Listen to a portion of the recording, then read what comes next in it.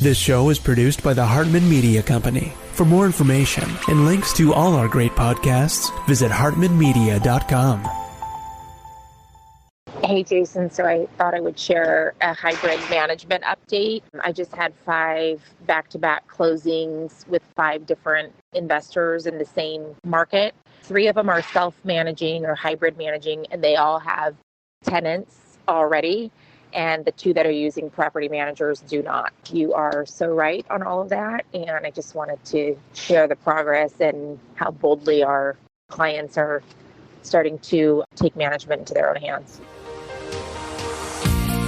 Welcome to the Creating Wealth Show with Jason Hartman. You're about to learn a new slant on investing, some exciting techniques, and fresh new approaches to the world's most historically proven asset class that will enable you to create more wealth and freedom than you ever thought possible. Jason is a genuine self-made multimillionaire who's actually been there and done it. He's a successful investor, lender, developer, and entrepreneur who's owned properties in 11 states, had hundreds of tenants, and been involved in thousands of real estate transactions. This program will help you follow in Jason's footsteps on the road to your financial independence day. You really can do it.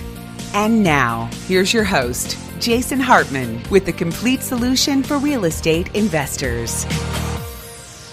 Welcome, empowered investors. This is episode 2026. So we are in a crisis, and you're thinking, to which crisis do you refer? There are so many. Yes, there are. But keep it in perspective, because there have always been crises. And that is why it is so important to be a student of history, because, you know, at every time, at every point in time, every generation, people always felt that doom and gloom was around the corner. There was always another thing waiting around the corner, a boogeyman that was going to just ruin the party, right? And there are certainly many of them nowadays. So let's talk about one that we talk a little bit about on the show, but it really does deserve more attention. Why does it deserve more attention? Well, it has to do with the lost generation, my generation, Gen X. And you know, many of you are probably Gen Xers as well. The millennials get a lot of press. The baby boomers get a lot of press. But us folks in between, the Gen Xers, that little tiny generation, about half the size of either of the 2 that I just mentioned, we don't get enough attention. We need attention. And you know what? Even if you're not in our generation, it affects all of you in so many ways. What am I talking about? I am talking about the fact that we are in an alarming position. For those of you watching on video, I will share my screen to show you this article that just came out today. It says retirement outlook is, quote, alarming, unquote, for Generation X. Bottom half of Generation X earners have almost nothing, nada, zilch, zero, saved for retirement. Now, this is a report by the National Institute on Retirement Security. And it says, quote, when looking at median retirement savings levels for Gen X, the bottom half of earners have only a few $1,000s saved for retirement, or in retirement savings. Sorry, I'm literally making up words. I'm not actually reading the article. I'm finishing their sentences for them. Okay. Anyway, the idea is exactly the same. Retirement savings for Generation X is highly concentrated among the highest earners. Well, of course, we have to make it about race, because this is America and everything's about race or sex. Well, Blacks and Hispanics have substantially lower savings and access to retirement plans as compared to whites. So here's the thing about this report, and I do not know the answer, but I really wonder. Is this report only measuring employer-sponsored retirement plans? If it is, that is a huge mistake, because of course people may have their own retirement plans, or they may not. So you get that mistake leaves a lot of blind spots, but not completely, because the vast majority of people do them through employers, which I think is silly. People need to do stuff on their own.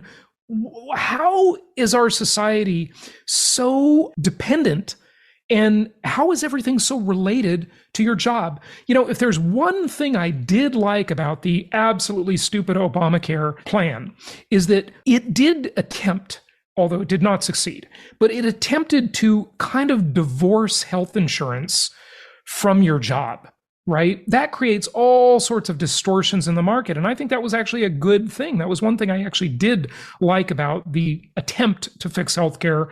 Of course, it completely ruined healthcare, made it much worse, but that's another topic for another day. But these retirement plans, health insurance, they should not be related to your job. That just completely distorts the labor market. It causes people to hang on to jobs that maybe aren't the best jobs, not the highest and best use of their talents or skills, or for their own happiness and fulfillment, right? So these things should be separate, but they're not. We have what we have, so that's what we have. So I think that might be a blind spot in this report, but either way, regardless of that potential blind spot, this is still overall true. It is a giant problem. Gen Xers are fast approaching retirement age. Now, that's another thing. The way we look at age and the way different people, and I'm going to say this, the way different people choose to age, you heard me, yeah, choose to age, right, is a wide gap. Now, me, okay, I'm a Gen Xer, right? And they say my generation is fast approaching retirement age. And look, folks, I could have retired many, many years ago. I don't need to work, but, why would you stop working? I mean, what exactly would be the point of that? I can understand why if you hate your job and you hate your career, you would want to stop working. But that doesn't mean stop working. It doesn't mean retire. It means switch to something that's more fulfilling to you, where you feel that you're doing some good in the world and contributing to society, right? I think work is a vitally important thing for people. It is a healthy thing to want to contribute to society through your job, through your vocation. And it doesn't have to be conventional. It could be volunteerism. It could be raising your family. And I do include raising your family in the concept of work, because we've talked about it many times before, how in the 1950s and 1960s, that was, in my opinion, one of the big pushes toward the wave 2 of the feminist movement, was to get half of the workforce working in a way that you could count, right? Get women who were moms who were staying at home. They were working, right? But their work did not count in the GDP. It did not count in tax revenue. And of course, it wasn't stimulating business for the corporatocracy.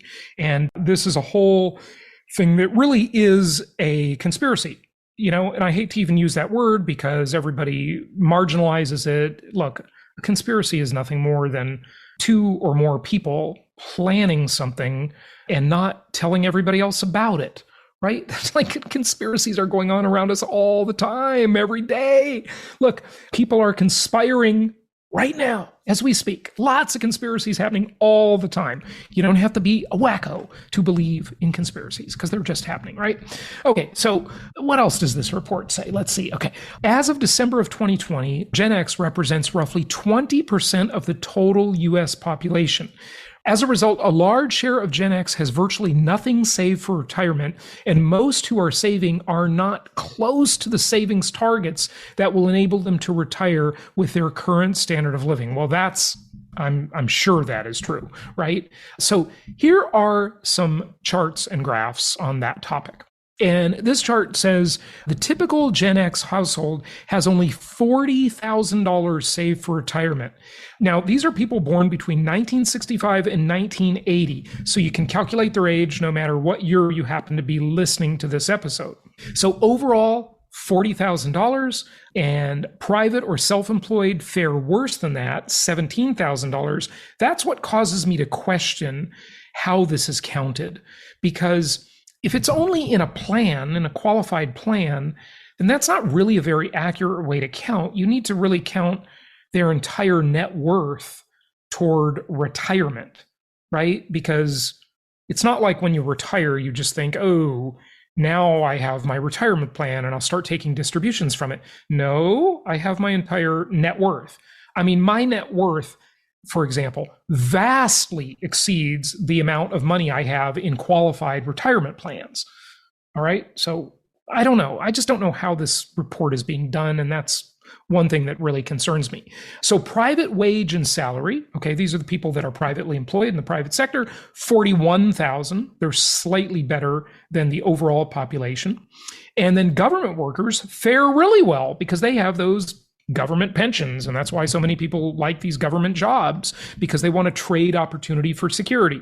Okay, fine. Well, you're probably not going to fare as well in life if you trade opportunity for security, because security is actually sometimes the biggest risk you can take, right? Falling for security instead of seeking opportunity.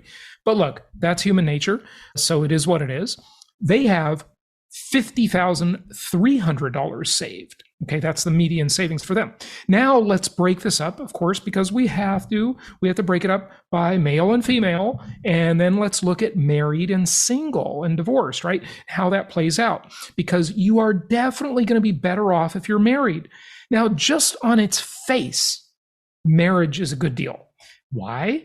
Because you will tend to spend less money when you're married, because you're sharing things. You don't have two households. You don't have double expenditures. You share a lot of things. You share the house. You share the sofa. You share the refrigerator. You share the washer and dryer, right? You don't need to buy two sets of everything if you're married. So marriage is a good deal, so long as you stay married. Because if you get divorced, especially, and I'm just going to say it, especially if you're male, you are getting taken to the cleaners most of the time. Now, many times, and I have many friends, professional women who are actually paying alimony to their ex-husbands, right? But most of the time still, the worst part of divorce is for the male. That's just the way it is. Why is that? Well, in part because males will tend to do these dangerous, crappy, high-paying, lonely jobs that pay better.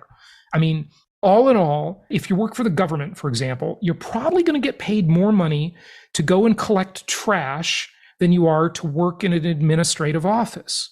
And you're going to get paid more to do construction work than the equivalent job for the same type of company working in an air-conditioned office with a cappuccino machine, right? So most of these dangerous, lonely, dirty jobs are done by males.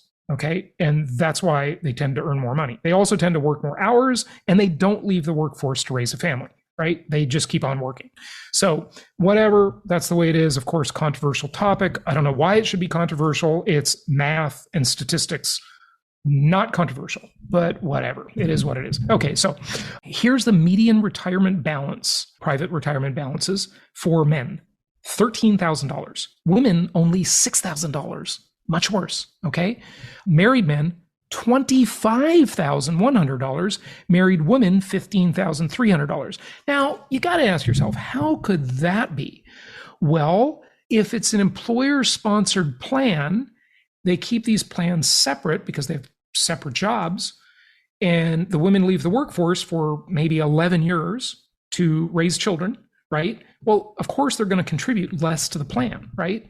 Divorced men, $216. Oh my gosh, that is an epic disaster. Divorced women, though, fare quite a bit better. They have $1,480. But overall, don't get divorced. Stay married, because divorce is the destroyer of wealth.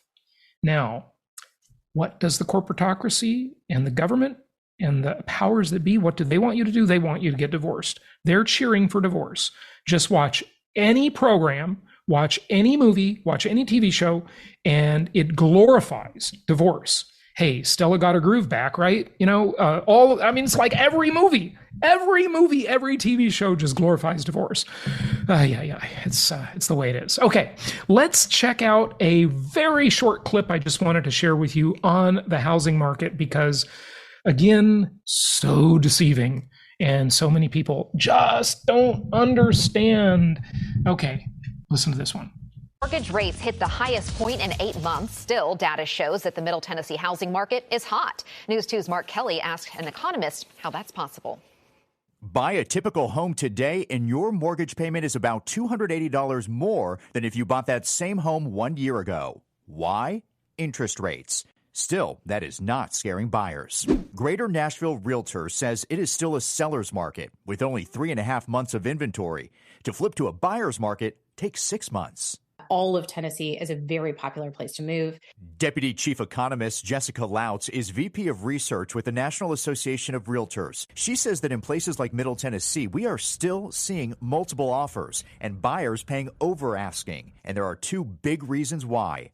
One, not enough homes. We've been underbuilding for a long period of time. We're starting to ramp up building. We're starting to see that come in. But unfortunately, it does take a minute for a home to be built and for that home to be ready for a buyer to move in. The second reason for the hot home market, millennials. The largest generation of adults today are millennials, and they're trying to find their first home.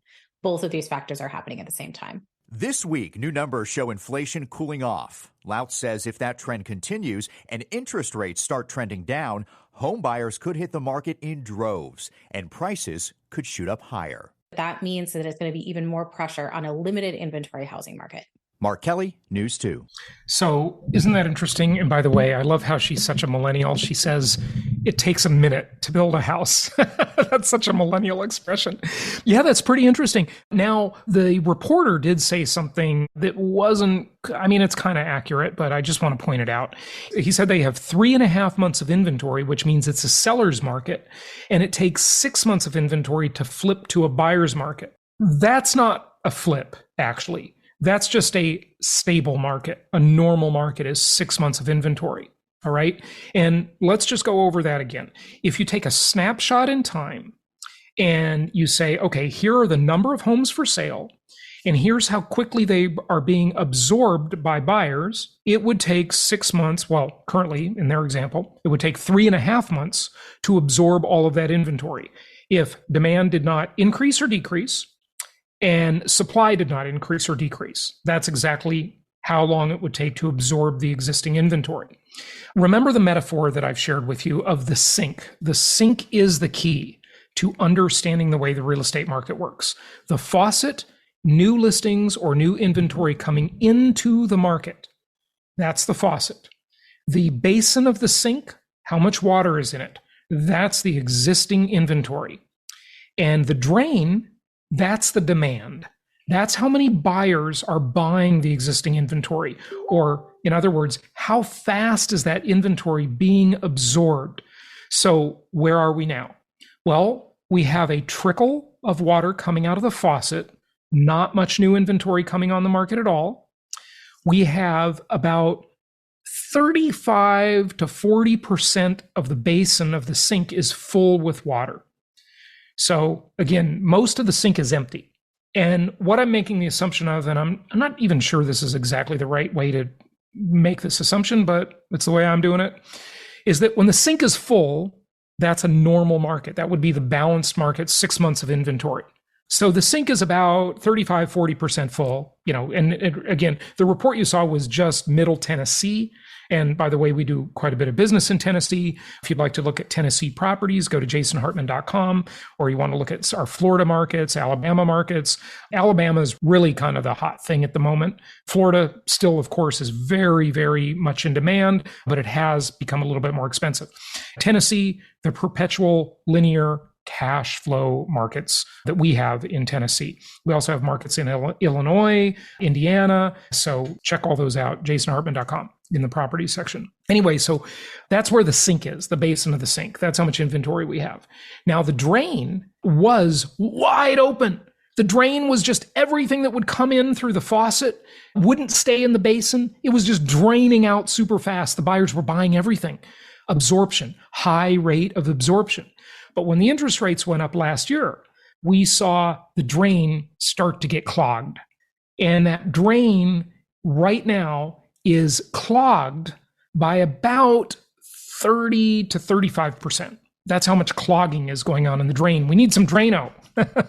And the Drano for the real estate market is Lower interest rates. That's the Drano.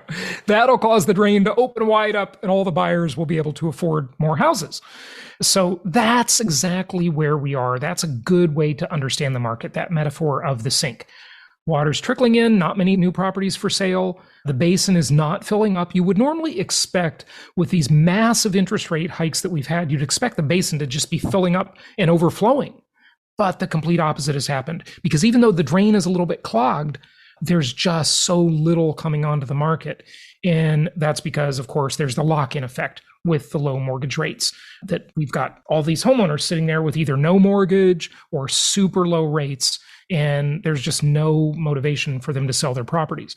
Now, rates go down again, that drain is going to open up, and the inventory is still going to be trickling, because there's no big way for new inventory to come into the market, at least not yet, right? So then we're going to see prices skyrocket again. Probably not as much as before. It'll depend how low rates go, right? But when that pivot occurs, it will light the market back on fire, because the drain will open up and the inventory, more inventory will be absorbed. But the inventory is still very, very low. So we'll look at that in just a moment. All right, we've got our virtual event coming up this weekend. Okay, it's just a few days away. We start Friday evening and we go Saturday for a few hours. This is a virtual event. It's the first time ever I have done my core teaching seminar that I've been doing for 18 years. The first time I've ever done this event virtually. If you've been to our other virtual events, you just jump on Zoom. They're super easy to attend. You have never seen this one virtually. Thousands and thousands, actually tens of thousands of you have seen it live, but we haven't done it live even in a couple of years. So this event is long overdue, and our investment counseling team asked me to do it as a virtual event. So we are doing it in just a couple of days. Go and register. Join us for that, jasonhartman.com. And I know many of you have the question of, hey, I'm only going to be able to attend part of it live. I'm going to attend some of it, but not all of it live. So you do have the opportunity to get the recordings when you register. That's an option for you at checkout. So just check that out, jasonhartman.com, right at the top of the page. Click on the Creating Wealth virtual event and get your tickets and join us for that. These are pretty small group events, so you'll have a good opportunity to get questions answered, interactions. At the beginning, we'll probably go around, have quick introductions, so everybody kind of knows who's on Zoom with them. These are just really great events because they're intimate and people love them. So come join us, Creating Wealth virtual and live, just a few days away, jasonhartman.com. All right, let's take a look at inventory. So inventory dipped just a little from last week. 464,000 homes for sale in the United States of America. Again, normal, meaning the sink would be full, but not overflowing, just normal. Overflowing would be a buyer's market. Sink not full is a seller's market. That's where we are. So here we have 464,000 homes for sale, and that means we are far, far away from normal full sink of about 1.2 million homes for sale at any given time. Altos, our friends there, Mike, is projecting that we will end the year with even lower inventory. So more water will drain out of the sink, and the sink basin will have less water in it, fewer listings, less inventory by the end of the year, and he's predicting a 15% reduction in housing inventory. So again, a tight market. Many people are surprised. Many people are surprised. But the other thing to think about is not just the real estate side of the equation, because every tenant you have, every would-be home buyer out there is also squeezed by many other factors, generalized inflation in the economy. And here's another example of it. Of course, you've got to consider the source. Zero Hedge, Tyler Durden, the character from Fight Club, which, by the way, is an excellent movie. I mean, I remember when I first saw that movie, I was in Chicago and I was waiting for this gal I was dating to fly into Chicago. She was meeting me there. Her flight had a delay, and I was walking down Michigan Avenue, and I'm like, well, what do I do for the next few hours while I'm waiting for her? And so I decided to peek in to a movie. And the only movie starting at the time where, I could go in and see a movie right away, just kind of solo walking around, I was kind of bored, was Fight Club. I didn't want to see this movie. I saw the previews. I thought, this looks barbaric. These guys beating each other up. Why would I want to see that? Oh, I'm glad I did. because there are so many interesting lessons in that movie, even though it is a little gory, and you should see it. You know, the guy that wrote the book that the movie was based on sold the rights for only $10,000. And that movie is like it's a classic. I mean, there are so many interesting lessons, but one of them is about debt. That's the whole premise of the movie, is that they want to wipe out the debt, right? That all these big corporations are holding against people to make them debt slaves. Well, I like debt when it's mortgage debt, inflation-induced debt destruction. But anyway, so Zero Hedge is kind of the very pessimistic, sky is falling, end of the world, doom and gloom, fear porn website. But they do have some good articles and some really interesting studies.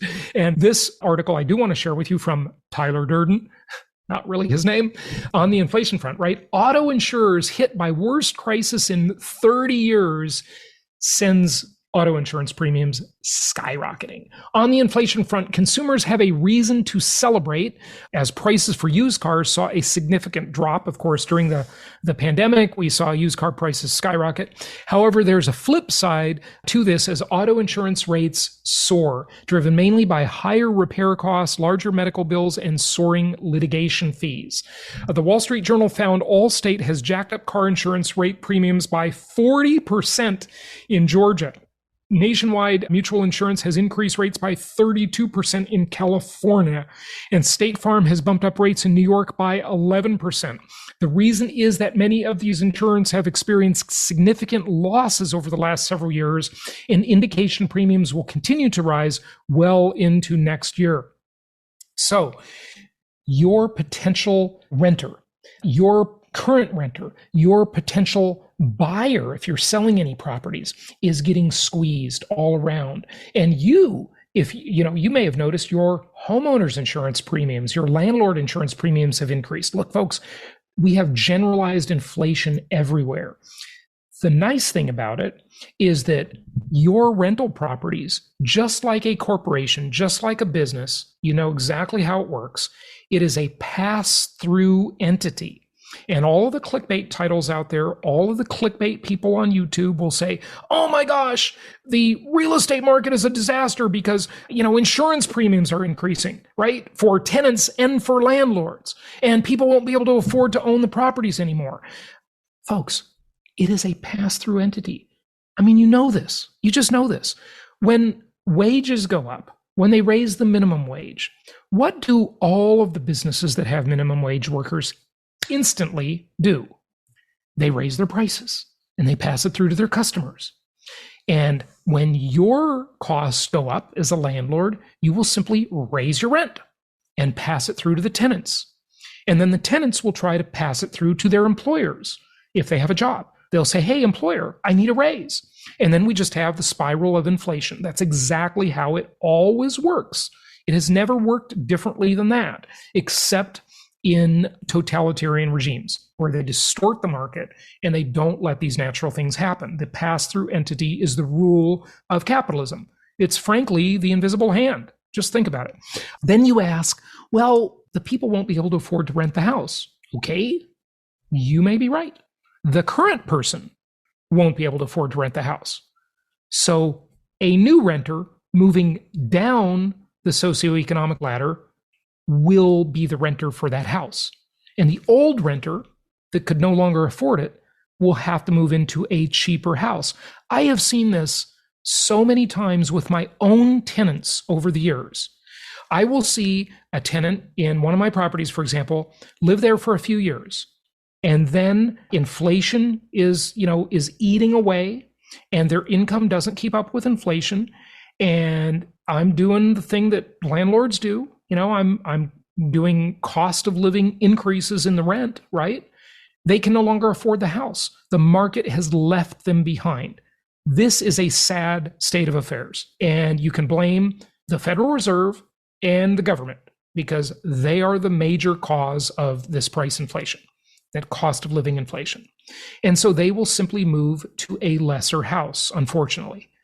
It's just the way our corrupt system works. But look, it's not just us, it's every country on earth. It's basically the same system. So that's the way it goes. And so many people get stuck in this total linear thinking that it's the same renter. It's not the same renter. It's not the same buyer. It's a different person with a different set of economics that is the new person for this house. Just remember something about the homeownership rate. Every 1% decline in homeownership rate equals about 1 million new tenants. So as a real estate investor, we make money, we make our investment returns either through capital gains appreciation or increasing rents, right? That's the way it is. It's either our yield, our income, or our capital gains, or hopefully a mix of the two things. Every 1% decline in the homeownership rate as housing becomes more and more unaffordable equals about 1 million new renters on the market. What are they going to do? They've got to live somewhere. 1 million new renters for every 1% decline in the homeownership rate. Homeownership rate increases, that equals capital gains for you as the real estate investor. So either way, you win. We're going to talk about these and a lot more topics starting Friday evening at our virtual event. Go to jasonhartman.com. Join us for Creating Wealth live and virtual. It's going to be a fantastic event. We go for about 2 hours on Friday night. Then we go for about 5 hours on Saturday. Again, recordings will be made available to those who attend the event or even part of the event. So check that out, jasonhartman.com. And until Wednesday, happy investing to all of you. Thank you so much for listening. Please be sure to subscribe so that you don't miss any episodes. Be sure to check out the show's specific website and our general website, hartmanmedia.com, for appropriate disclaimers and terms of service. Remember that guest opinions are their own, and if you require specific legal or tax advice or advice in any other specialized area, please consult an appropriate professional. And we also very much appreciate you reviewing the show. Please go to iTunes or Stitcher Radio or whatever platform you're using and write a review for the show. We would very much appreciate that. And be sure to make it official and subscribe so you do not miss any episodes. We look forward to seeing you on the next episode.